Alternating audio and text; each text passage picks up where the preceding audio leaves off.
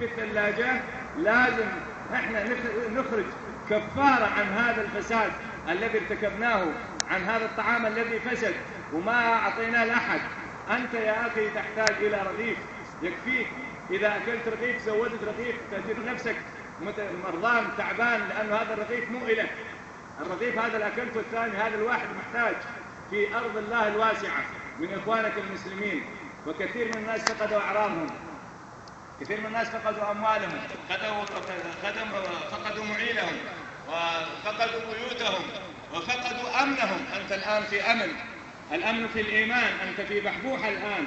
فانصر أخاك الآن لينصرك الله سبحانه وتعالى إذا وقعت في مثل هذه المحنة. وسوف يسجل التاريخ راح يسجل عليك في الدنيا والآخرة. إن كان خير خير يره، وإن كان شر إن شاء الله أنتم من أهل الشر